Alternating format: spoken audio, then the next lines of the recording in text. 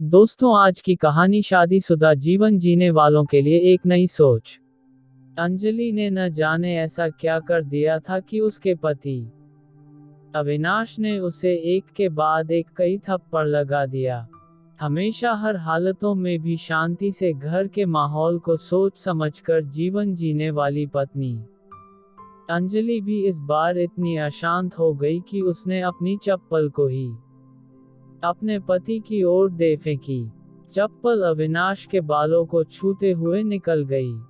ये किस्सा यहीं पर खत्म हो सकता था, मगर अविनाश ने इसे अपनी बेइज्जती समझ अपनी मर्दानगी का विषय बना लिया और बात बद से बदतर होती चली गई। दोनों के रिश्तेदारों ने भी आग में घी डालने का काम किया। ऐसे में किसी ने कहा कि जो औरत अपने पति को चप्पल से मार सकती है वो ना ही वफादार हो सकती है और ना ही पतिव्रता। ऐसी औरत परिवार को ही नहीं पूरे समाज में कलंक की तरह है। लड़की के पक्ष वाले भी कहा पीछे रहने वाले थे।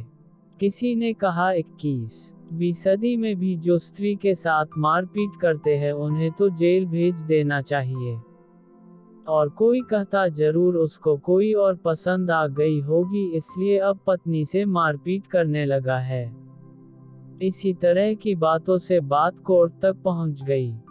दोनों पक्षों ने एक दूसरे के खिलाफ केस भी कर दिया। पति ने चरित्रहीन होने का तो पत्नी ने दहेज और शारीरिक उत्पीड़न का आरोप लगाया। 2 वर्षों से अधिक समय के लिए केस चलता रहा। इन 2 वर्षों के दौरान दोनों पति और पत्नी अलग अलग रह रहे थे। इन 2 वर्षों के दौरान दोनों पक्षों के समर्थकों की संख्या कम हो गई थी। पहले जहां दोनों पक्षों के समर्थकों का समूह होता था, अब गिने चुने लोग रह गए थे। पति और पत्नी दोनों की आर्थिक स्थिति भी इस समय के दौरान नीचे गिर चुकी थी। जिन्हें वो अपना समझते थे, पैसों की बात आते ही उन्होंने भी अपना हाथ खींच लिया था। अगर कोई देने को राजी भी हुआ तो मोटे ब्याज की शर्तों पर। आखिरकार वही हुआ जो सब चाहते थे, वह था तलाक। हर कोई खुश था, दोनों पक्षों के रिश्तेदार, उनके माता पिता और दोनों के वकील भी। लेकिन 5 साल की सुखद शादी और एक सुंदर बेटी होने के बाद मिले इस तलाक से पत्नी चुप थी और पति शांत।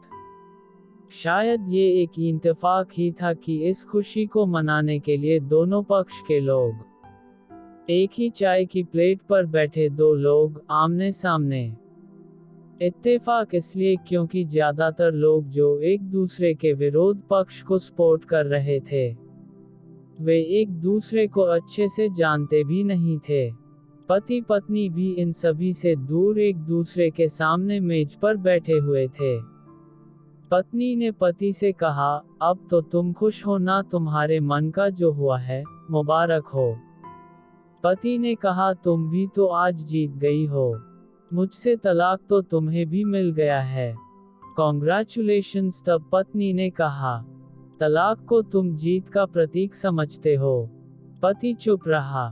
थोड़ी देर में अविनाश ने कहा, मुझे तुम्हें 5 लाख रुपए अभी और हर महीने 8,000 रुपए देने का आदेश है। अभी मेरे पास पैसे नहीं है, इसलिए मेरा जो सिटी में फ्लैट है उसे मैं तुम्हारे नाम कर देता हूँ। पत्नी बोली, लेकिन उस फ्लैट की कीमत तो 18 लाख की है। हाँ, लेकिन हमारी बेटी तुम्हारे साथ है और आगे जाके उसके खर्चे भी बढ़ेंगे, तुम्हें थोड़ी आसानी होगी। अंजलि ने कहा, नहीं नहीं, मुझे सिर्फ 5 लाख ही देना, क्योंकि तुम हर महीने 8,000 तो देने ही वाले हो, मैं मैनेज कर लूंगी। अगर आपके पास 5 लाख नहीं है तो भी कोई बात नहीं है। दोनों फिर से शांत हो गए। अविनाश सोचने लगा कि कितनी भोली और समझदार है ये औरत, जो कुछ समय पहले तक मेरी पत्नी थी और अब अनजान। ये तलाक वही है जो कम से कम खर्चे में घर चलाती थी और पैसे बचाकर मेरे जन्मदिन पर मेरे लिए नए कपड़े खरीद कर लाती। और कभी बीमार भी हो जाती तो पैसे बचाने के लिए मुझे मालूम न होने देती और घरेलू नुस्खों से ही अपना इलाज कर लेती, मगर घर में कोई और बीमार होता तो तुरंत डॉक्टर के पास लेकर जाती। मेरी ही मति मारी गई थी, मैं ही अपनी झूठी मर्दानगी के चक्कर में इतनी बड़ी गलती कर बैठा। पत्नी के दिमाग में भी उथल पुथल चल रही थी कि अभी भी वैसा का वैसा ही है, पहले भी खुद से ज्यादा हमारे बारे में सोचता था और अब भी वही कर रहा है। ये वही आदमी है जो मुझे एक्सीडेंट से बचाने के लिए खुद मोटरसाइकिल के आगे कूद पड़ा था और अपनी उंगली तुड़वा बैठा था। पता नहीं कौन सी मनहूस घड़ी में मैं झगड़ा कर बैठी। पति ने मौन तोड़ते हुए पूछा, अब तुम्हारे कमर का दर्द कैसा है? ज्यादा तकलीफ तो नहीं होती? पत्नी हल्का सा मुस्कुराए और बोली, अभी भी होता है, अब तो पेट में भी दर्द होने लगा है। वो तो होगा ही, तुम योगा या कसरत भी तो नहीं करती हो। अब किसी गायनेकोलॉजिस्ट को जरूर दिखा देना। पत्नी ने कहा, तुम बताओ, तुम्हारा अस्थमा कैसा है अब? क्या अब भी दौरे पड़ते हैं? पत्नी ने पूछा। हाँ पड़ते हैं, पहले से ज्यादा, क्योंकि अक्सर इन्हेलर भूल जाया करता हूँ, याद दिलाने के लिए तुम जो नहीं हो अब। पति बोला, तुमने भी तो मुझ पर दहेज का इल्जाम लगाया था। वो बोला, गलत था और इस बात का मुझे भी पछतावा हुआ। पत्नी ने कहा। पति कुछ कहना चाह रहा था लेकिन हिचकिचा रहा था। पत्नी ने पूछा, कुछ कहना चाहते हो? वो बोला, क्या सब पहले जैसा नहीं हो सकता? क्या मतलब? पत्नी बोली, मतलब कि हम फिर से पहले की तरह पति पत्नी बनकर, सच्चे दोस्त बनकर नहीं रह सकते।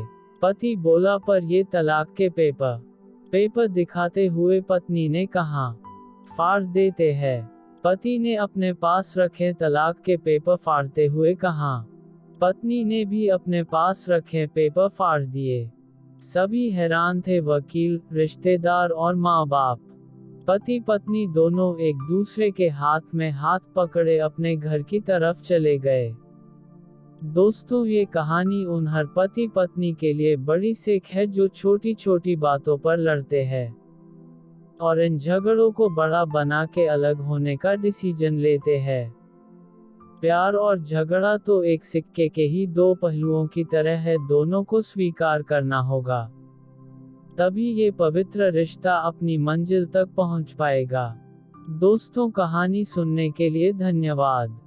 दोस्तों, ऐसी ही शिक्षाप्रद कहानियों के लिए हमारे चैनल को सब्सक्राइब कर लें और बेल घंटी को ऑल पर क्लिक करें।